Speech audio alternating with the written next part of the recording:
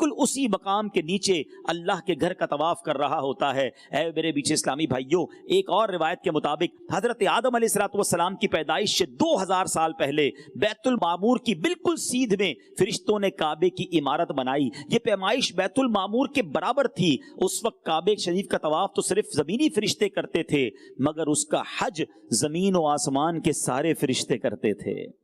ہائے ہائے ہائے، کیا وقت ہوگا۔ مفسر شہیر حکیم الامت حضرت مفتی احمد یار خان نعیمی فرماتے ہیں اس وقت کعبہ شریف زمین کے پتھر وغیرہ سے نہیں بنا ہوا تھا، اس عمارت کا سامان آسمانی سرخ یاقوت تھے۔ پھر آدم علیہ السلام نے اس کی تعمیر میں کچھ اضافہ کیا، آپ بھی اسی کا طواف کرتے اور اسی کی طرف نماز پڑھتے رہے۔ پھر حضرت آدم علیہ السلام کے شہزادے حضرت شیس علیہ السلام نے اس کی کچھ مرمت کی۔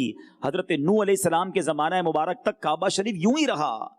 پھر جب طوفان نوح آیا اس وقت آسمانی عمارت کو آسمان پر اٹھا لیا گیا، ایک جنت کا یاقوت باقی رہنے دیا گیا۔ پتہ ہے وہ کون سا یاقوت ہے؟ ہاں، آج بھی ہم اپنی آنکھوں سے جنت کے اس پتھر کو دیکھ سکتے ہیں، جنتی یاقوت کو دیکھ سکتے ہیں، وہ حجر اسود ہے۔ یہ آسمان سے آیا ہے، یہ جنتی پتھر ہے۔ سارے پتھر تو اٹھا لیے گئے حضرت نوح علیہ السلام کے زمانے میں، حجر اسود باقی رہا۔ حضرت ابراہیم علیہ السلام نے اللہ کے حکم سے اس کو دوبارہ تعمیر کیا۔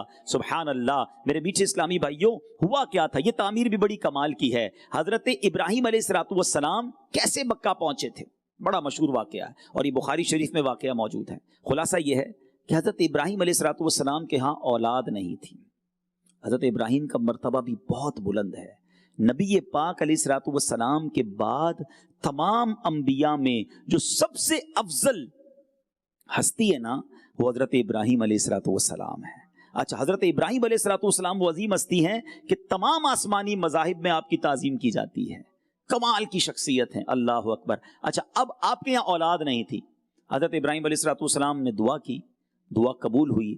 کچھ عرصے کے بعد حضرت ابراہیم علیہ السلام کو اللہ کریم نے ایک چاند سا ہونہار خوبصورت نیکوکار با اخلاق اور با کردار بیٹا عطا فرما دیا، جن کا نام رکھا گیا اسماعیل۔ اچھا، حضرت اسماعیل کا یہ نام بھی بڑا خوبصورت ہے۔ اس کے معنی کیا ہیں؟ اسمع، سن لے۔ ایل عبرانی الفاظ میں رب کو کہتے ہیں میرے اللہ میری بات سن لے، میری پکار سن لے، میری دعا سن لے۔ آپ اسمع یا ایل، آپ یہ دعا کیا کرتے تھے۔ جب بیٹا پیدا ہوا تو اس کا نام ہی اسماعیل رکھ دیا گیا۔ اچھا، پھر ابھی اتنی منتوں کے بعد، اتنی دعاؤں کے بعد بیٹا عطا ہوا، اور آپ کو یہ بیٹا بھی بڑھاپے میں عطا ہوا تھا، لیکن اب آزمائش کیسی آئی ذرا غور سے سنیے۔ آپ کو حکم دیا گیا کہ اپنے بیٹے اسماعیل اور ان کی والدہ ہاجرہ کو لے کر مکہ مکرمہ میں چھوڑ آئیے۔ ذرا سوچئے، بیٹا ملا مشکل سے ہو، اس زمانے میں مکہ پاک میں کوئی آبادی نہیں تھی، لکو دک صحرا، پہاڑ، چٹانیں، پانی بھی نہیں تھا، مگر حکم الہی تھا۔ یہ 3 نفوس قدسیہ کا قافلہ روانہ ہوا۔ کہاں جا رہے ہیں؟ اس وادی میں جا رہے ہیں جہاں جانے کا حکم دیا گیا۔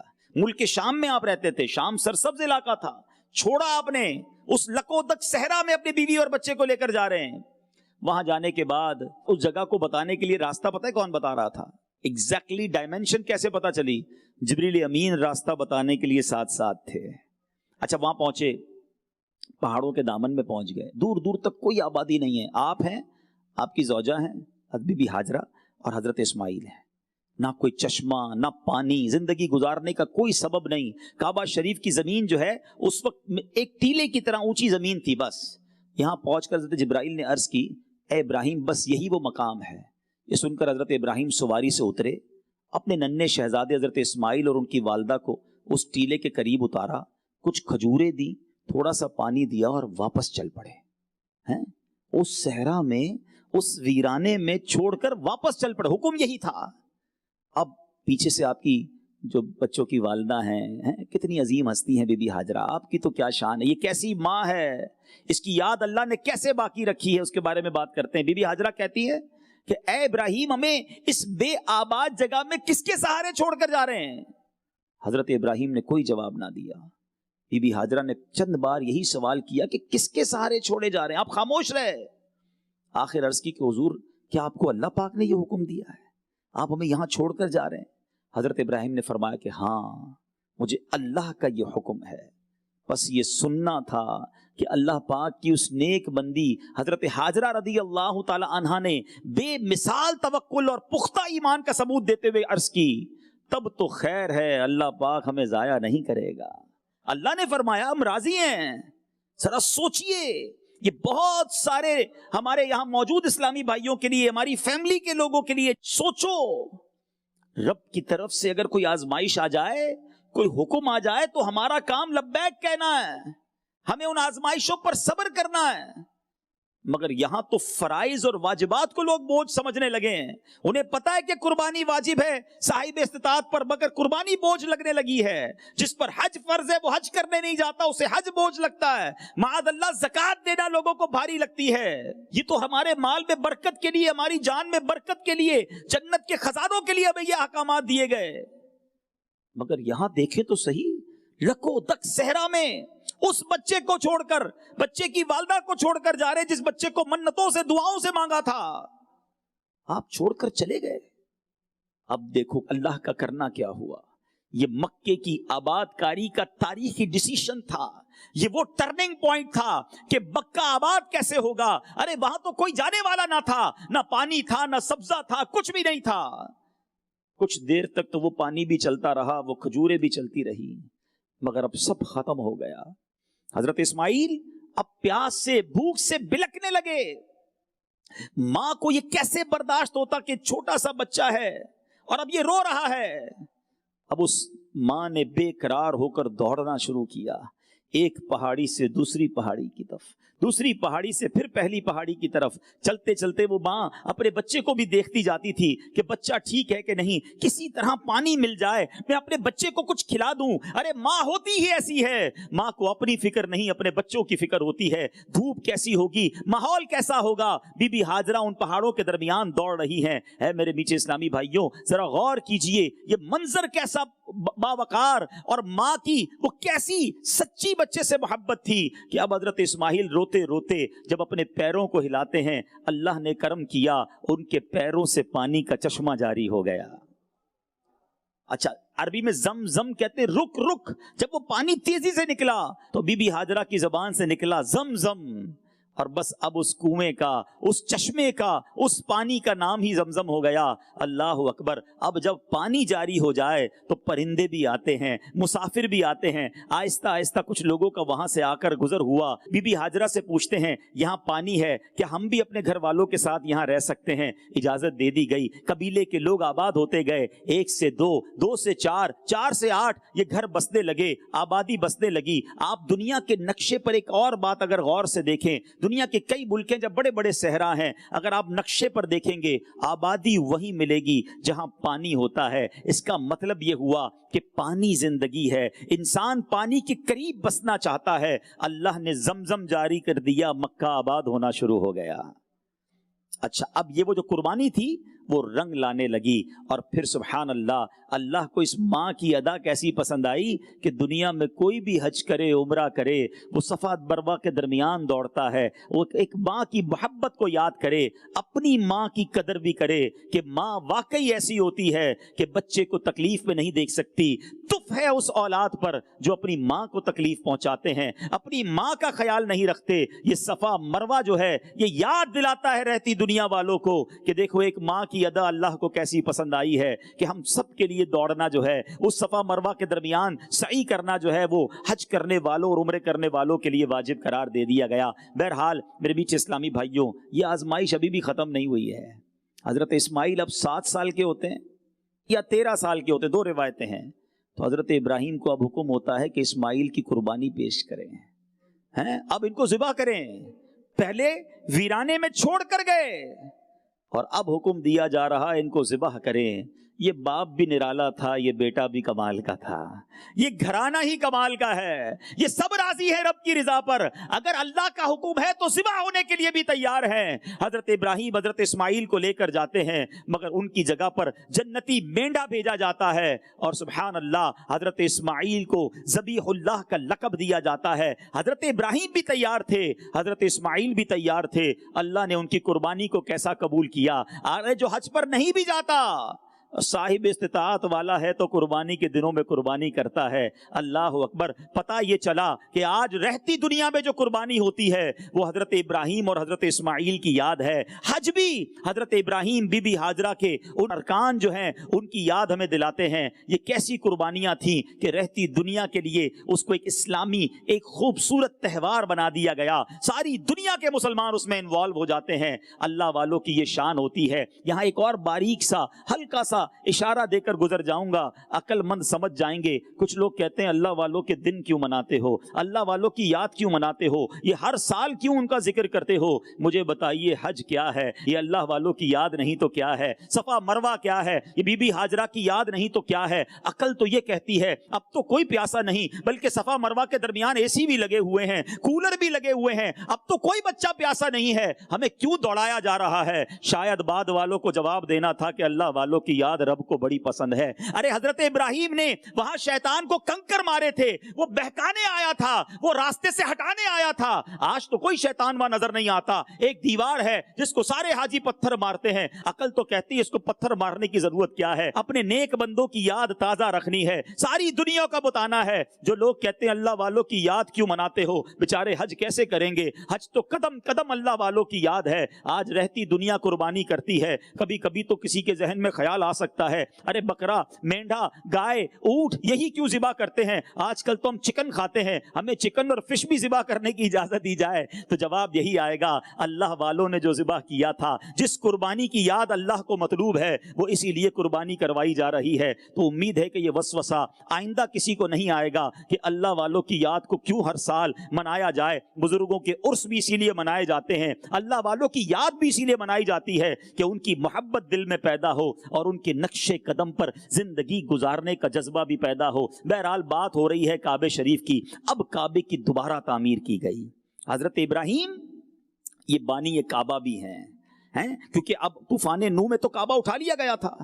اب وہ جگہ کیسے پتا چلی؟ سبحان اللہ. یہ بھی دیکھو اللہ کی قدرت کا کیا شاندار نظارہ ہے کہ اللہ کریم نے ایک بادل بھیجا. وہ بادل جو ہے حکم دیا گیا کہ اے ابراہیم اس بادل کے سائے کے نیچے کعبے کی تعمیر کی جائے. ایگزیکٹلی اس بادل کا سایہ اتنا ہی تھا جو جس کی ڈائمنشن آج کعبہ مشرفہ کی ہے. اسی جگہ پر حضرت ابراہیم نے تعمیر کی. اب یہ تعمیر کا منظر بھی کیسا ہے. حضرت اسماعیل پتھر پکڑاتے تھے, حضرت ابراہیم پتھر لگاتے تھے. اچھا ایک پتھر پر کھڑے ہو کر تعمیر کی گئی. آج کعبہ مشرفہ کو دیکھیں تو بہت اونچی عمارت ہے. اتنی بڑی عمارت کے لیے تو کرین بھی چاہیے, اتنی بڑی عمارت کے اوپر پتھر رکھنے کے لیے مشینری چاہیے. وہ مشینری کہاں سے آئی, وہ لفٹ کیسے آئی, یہ کام کیسے ہوا؟ اللہ اکبر. وہاں ایک پتھر تھا جس پر حضرت ابراہیم کھڑے ہو گئے. اس پتھر کو آج ہم مقام ابراہیم کہتے ہیں. اس پتھر کا ذکر قرآن میں موجود ہے. مقام ابراہیم پر حضرت ابراہیم کھڑے ہوئے. روایتوں میں آتا ہے جتنا کعبے کی دیوار اوپر ہوتی وہ پتھر بھی اتنا اوپر ہونا شروع ہو جاتا. وہ لفٹ کا کام کر رہا تھا. جتنی کعبے کی دیوار اوپر جاتی پتھر اتنا اوپر ہوتا. حضرت ابراہیم پتھر رکھتے جاتے, حضرت اسماعیل دیتے جاتے. جب دوسری طرف کام کرنا ہوتا پتھر نیچے آ جاتا, پھر جناب پتھر رکھتے جاتے. یہ کعبے کی تعمیر کا سلسلہ ہوا. میرے میٹھے اسلامی بھائیوں, یہ کیسا جیتا جاگتا معجزہ ہے. ساری دنیا دیکھ رہی ہے. اپروکسیمیٹلی کم و بیش 5000 سال ہو گئے ہیں مقام ابراہیم پر جب کھڑے ہو کر حضرت ابراہیم نے کھڑے ہو کر کعبے کی تعمیر کی ہوگی. 5000 بارشیں آئیں, 5000 ہوائیں آئیں, 5000 سال دھوپ برداشت کی. وہ کیسا پتھر ہے کہ آج تک حضرت ابراہیم کے قدموں کے نشان آنکھوں سے دیکھے جا سکتے ہیں. یہ پتھر اب جا کر پیک ہوا ہے. اب جا کر کچھ سالوں پہلے اس کے اوپر ایک باکس بنا دیا گیا ہے. پہلے بالکل کھلے آسمان تلے یہ پتھر پڑا تھا. سوچو کیسے طوفان آئے ہوں گے, کیسی ہوائیں چلی ہوں گی, کیسی بارش ہوئی ہوگی, مگر اللہ نے اس نشانی کو کیسے باقی رکھا ہے. ارے جب ابراہیم کے قدم کے نشان کا عالم یہ ہے کہ رب قرآن میں فرماتا ہے وَاتَّخِذُوا مِن مَّقَامِ إِبْرَاهِيمَ مُصَلَّىٰ, ابراہیم کے کھڑے ہونے کی جگہ کو اپنا مصلی بنا لو. تو بتاؤ جس مزار میں मुस्तफ़ा करीम मौजूद हैं, इब्राहिम के भी आका मौजूद हैं, उस मज़ार पुरअनवार के मकाम का आलम क्या होगा, उस मदीने की शान का आलम क्या होगा।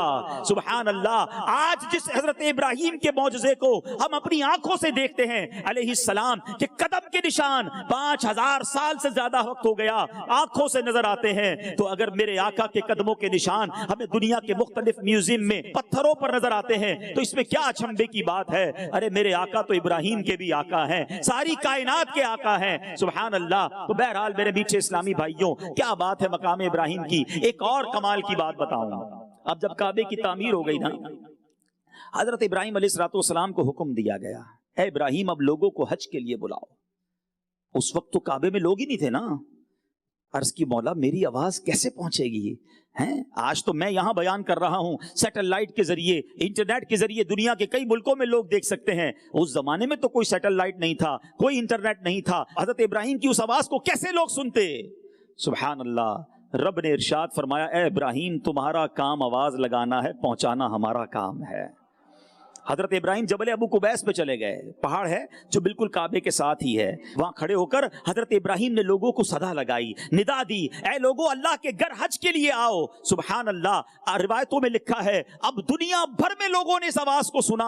अरे बल्कि सिर्फ दुनिया में मौजूद लोगों ने नहीं सुना, मां के पेट में जो बच्चे थे उन्होंने सुना, बाप के पुश्त में जो औलाद थी उन्होंने सुना, आलम अरवा में जो लोग थे जो दुनिया में आए नहीं थे उनकी रूहों ने सुना, और सब ने उसके जवाब में जिन्होंने हज करना था लब्बैक पढ़ी, लब्बैक अल्लाहुम्मा लब्बैक, लब्बैक ला शरीक लक लब्बैक, इन्नल हम्दा वन निअमता लक वल मुल्क ला शरीक लक। सुभान अल्लाह। रिवायत के अल्फाज तो सुनो, ईमान ताजा हो जाता है। कहा जाता है जिसने उस वक्त, जी हां उस वक्त एक बार लब्बैक पढ़ी वो एक बार हज करेगा। उस वक्त जिसकी रूह ने 2 बार लब्बैक पढ़ी वो 2 हज करेगा। जिसने ज्यादा बार लब्बैक पढ़ी वो उतनी बार हज करेगा। सुभान अल्लाह। कितने खुशनसीब है वो लोग जो हज पर चले गए या इंशाअल्लाह आइंदा सालों में जाएंगे। इस सादत पर हम अल्लाह का कितना शुक्र अदा करें वो कम है कि अल्लाह ने हमारी रूहों को उस वक्त लब्बैक पढ़ने की सादत दी जिन्होंने हज नहीं किया। हम अल्लाह से दुआ करते हैं अल्लाह हमें भी ये सादत अता फरमा और हमें भी एहराम पहनकर लब्बैक की सदाएं बुलंद करना नसीब फरमा। आओ तसव्वुर हज में डूबकर काबे का तसव्वुर जमा कर हम भी मिलकर लब्बैक पढ़ते हैं। अरे लब्बैक का आप मतलब तो समझो, ये कैसी हाजिरी है, ये कैसी अटेंडेंस है। बंदा अल्लाह की बारगाह में कहता है लब्बैक अल्लाहुम्मा लब्बैक, मैं हाजिर हूं मेरे मौला, मैं हाजिर हूं। लब्बैक ला शरीक लक लब्बैक, मौला तेरा कोई शरीक नहीं, मैं हाजिर हूं। इन्नल हम्दा वन निअमता लक वल मुल्क, ए अल्लाह हम्द भी तेरी, तारीफ भी तेरी, मुल्क भी तेरे लिए है, तेरा कोई शरीक नहीं, मैं हाजिर हूं। आइए इस तसव्वुर में डूबकर हम इस तमन्ना के जरिए तो हाजिरी लगा सकते हैं। ए अल्लाह दूर बहुत है काबे से, तड़प बहुत है तेरे घर आने की, हज करने की तमन्ना भी है। आज तो जिक्र काबा हो रहा है, आज यहाँ लब्बैक पढ़ रहे हैं। मेरे मौला जल्दी जल्दी एहराम पहनकर हमें काबे का, मक्के का सफर भी नसीब कर दे, हज का सफर भी नसीब कर दे, और ये लब्बैक उस वक्त भी पढ़ना नसीब फरमा। लब्बैक अल्लाहुम्मा। मेरे बीच इस्लामी भाइयों, यही वो मकाम थे, यही वो जगह थी जहां आज जमरे बना दिए गए। अल्लाह को हजरत इब्राहिम की अदा कैसी पसंद आई। आज शैतान नहीं है वहां पर बज़ाहिर, आज शैतान किसी हाजी को बहकाता नहीं, मगर हज कंप्लीट नहीं होगा। हज का वाजिब करार दे दिया गया कि सारे लोग उधर जाएं और उस पत्थर को पत्थर मारें, उस जगह पर रमी करें, क्योंकि हजरत इब्राहिम को शैतान बहकाने आया था और आपने उसको कंकरियां मारी थी। अल्लाह अकबर। एक और लॉजिकली बात मुझे बताओ तो सही, अकल तो ये कहती है अरे इतने हाजियों को पत्थर मारने के लिए जमरात पे जाने की क्या जरूरत, ना शैतान मौजूद, ना बहकाने के लिए आया, ना हम बेटा ज़िबा करने जा रहे हैं, ये प्रैक्टिकल क्यों करवाया जा रहा है। कुरान पढ़ लेते, इतनी देर तवाफ कर लेते, इतनी एक्सरसाइज करवाने की क्या जरूरत है। सुभान अल्लाह। मेरा रब हकीम है, वो करीम है, उसकी रहमत में सब उसे मालूम है। कुछ लोग ایسے آنے ہوں گے کہ جو بعد میں اعتراض کریں گے کہ اللہ والوں کی یادیں کیوں مناتے ہو, بزرگوں کا دن کیوں مناتے ہو, ان کا بار بار سالانہ ذکر کیوں کرتے ہو. ارے حج کرو تو پتہ چلتا ہے قدم قدم پر بزرگ کی یاد ہے. ارے آج کون سا بچہ پیاسا ہے جس کی یاد میں صفا مروہ میں دوڑایا جا رہا ہے؟ آج وہاں تو ہر جگہ کولر لگے ہیں, ایئر کنڈیشن لگے ہیں, مگر ماں دوڑی تھی, بچہ پیاسا تھا. صفا مروہ کے درمیان کی وہ دوڑ اللہ کو ایسی پسند آئی. ساری دنیا میں اگر کسی نے عمرہ کرنا ہے, کسی نے حج کرنا ہے, کمپلیٹ نہیں ہوگا جب اس ماں کی یاد میں صفا مروہ کے درمیان نہیں دوڑو گے. یہ جواب ہے ان لوگوں کے لیے جو کہتے ہیں اللہ والوں کی یاد کیوں مناتے ہو, یہ عرس کیوں مناتے ہو, یہ ذکر کیوں کرتے ہو. اگر حج کرنا ہے تو اللہ والوں کی یاد میں ہی کرنا. پیدل جائے تو اللہ تبارک و تعالی ہر قدم کے بدلے میں اسے 7 کروڑ نیکی عطا فرماتا ہے. ہر قدم کے بدلے میں 7 کروڑ نیکی ملتی ہے. حدیث مبارکہ کا مفہوم بتا رہا ہے. میرے پیارے آقا صلی اللہ تعالی علیہ وسلم کے پیارے دیوانوں, اللہ کے رسول صلی اللہ تعالی علیہ وسلم ارشاد فرماتے ہیں, جب حاجی خانہ کعبہ کا طواف کرتا ہے اور خانہ کعبہ کا طواف کرنے کے بعد جب مقام ابراہیم پر جا کر وہ 2 رکعت نفل نماز ادا کرتا ہے تو اللہ تبارک و تعالی اسے اولاد ابراہیم سے ایک غلام کو آزاد کرنے کا ثواب عطا فرماتا ہے, اولاد اسماعیل سے ایک غلام آزاد کرنے کا ثواب عطا فرماتا ہے. اور اس کے بعد جب وہ بندہ صفا مروہ کی سعی کرتا ہے تو اللہ کے رسول صلی اللہ علیہ وسلم ارشاد فرماتے ہیں کہ جس نے صفا مروہ کی سعی کی اللہ تبارک و تعالی اسے 70 غلام آزاد کرنے کا ثواب عطا فرماتا ہے. اب بندہ مینا میں جاتا ہے, مینا میں پہنچنے کے بعد وہ مینا میں قیام کرتا ہے. میرے آقا صلی اللہ علیہ وسلم فرماتے ہیں جب حاجی مینا میں قیام کرتا ہے تو اللہ تبارک و تعالیٰ کے معصوم فرشتے اس کی دعا پر آمین کہتے ہوئے نظر آتے ہیں. اور جب وہ بندہ عرفات کے میدان میں پہنچتا ہے تو اللہ تبارک و تعالیٰ پہلے آسمان پر نزول اجلال فرماتا ہے اور میرا رب فرماتا ہے میرے فرشتے تو ذرا میرے بندوں کو دیکھو تو صحیح, ان کے بالوں کے اندر گرد اٹی ہوئی ہے, ان کے بدن کا لباس بھی اتارا جا چکا ہے اور انہوں نے ایک چادر اور ایک تہبند میری رضا کی خاطر پہن لیا ہے. یہ ایک لباس میں کھڑے ہیں, ایک لباس میں کھڑے ہیں, ایک زبان ان کی ہے, ایک انداز ان کا ہے. ذرا اسلام کا انداز تو دیکھو, میرے آقا صلی اللہ علیہ وسلم کا طریقہ تو دیکھو. دنیا کہتی ہے کہ اگر انسانوں کو وقار دینا چاہتے ہو تو انسانوں کو خطوں میں تقسیم کر دو, انسانوں کو قبیلوں میں تقسیم کر دو, انسان کو برادریوں میں تقسیم کر دو, انسان کو علاقوں میں تقسیم کر دو, انسان کو زبانوں میں تقسیم کر دو. مگر وہ اللہ کے رسول ہے, انہوں نے عرفات کے میدان میں پوری انسانیت کو جمع کر دیا ہے. سب کے اوپر ایک لباس ہے. اب کوئی انگریزی لباس پہن کر کے نہیں آئے گا, کوئی عربی لباس پہن کر کے نہیں آئے گا, کوئی ہندوستانی اپنے کلچر کے مطابق لباس پہن کر نہیں آئے گا. سب کا لباس ایک ہوگا.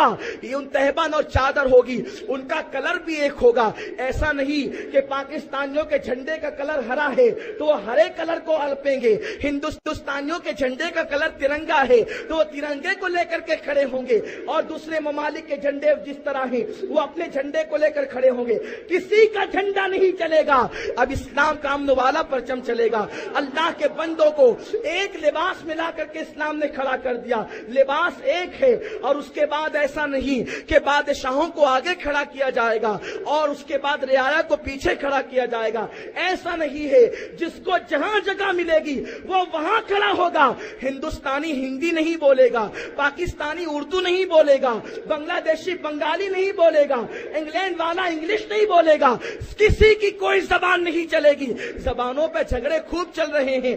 اسلام وہ مذہب ہے کہ جو زبان کا جھگڑا بھی مٹا سکتا ہے, برادری کا جھگڑا بھی مٹا سکتا ہے, علاقے کا جھگڑا بھی مٹا سکتا ہے. اللہ کے رسول نے ایک لباس پہنایا, ایک صف میں کھڑا کیا اور ایک زبان میں سب کو بولی عطا کر دی. سب کی بولی ایک ہے, لبیک اللہم لبیک, لبیک لا شریک لک لبیک, ان الحمد والنعمت لک والملک لا شریک لک. سب ایک بولی بول رہے ہیں. اللہ تبارک و تعالیٰ فرشتوں سے کہتا ہے میرے فرشتوں دیکھو یہ میرے بندے ہیں، ان کے بالوں میں گرد اٹی ہوئی ہے، ان کے ناخن بڑے ہیں، ان کا چہرہ گرد آلود ہے، یہ پریشان حال ہے، یہ کچھ نہیں چاہتے، یہ میری رضا چاہتے ہیں۔ اے میرے فرشتوں یہ اہل عرفات ہے، جاؤ اعلان کر دو میں نے ان سب کے گناہوں کو معاف کر دیا، اور یہ آج جس کی مغفرت کی دعا کریں گے میں اس کو بھی معاف کر دوں گا۔ میرے پیارے آقا صلی اللہ علیہ وسلم کے پیارے دیوانوں، عرفات کے دن اللہ پہلے آسمان پہ نزول جلال فرماتا ہے۔ اللہ تبارک و تعالی جیسا کہ اس کی شان ہے اس کے مطابق وہ پہلے آسمان پہ نزول جلال کرتا ہے، اور اس دن سب سے بڑا گناہ یہ ہے کہ حاجی سوچے کہ اللہ نے میری دعا قبول کی یا نہیں کی۔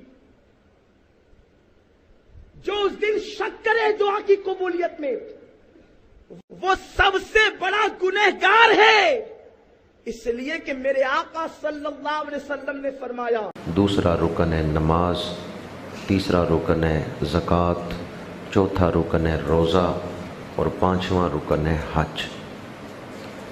شاید اس پہلو کی طرف آپ نے توجہ نہ کی ہو کہ ان میں سے جو دو رکن ہیں روزہ اور حج، ان کو دو عیدوں کے ساتھ جوڑ دیا گیا ہے۔ روزے مکمل ہوں تو چھوٹی عید، اور جو پانچواں رکن ہے حج اس کو بڑی عید کے ساتھ جوڑ دیا گیا ہے۔ جس دن حاجی حج کر کے مناسک حج ادا کرتے ہوئے منا میں آتے ہیں، مزدلفہ سے رما میں رمی جمرات کے لیے، تو وہ دن 10 ذی الحج کا دن عید کا دن قرار دیا گیا ہے۔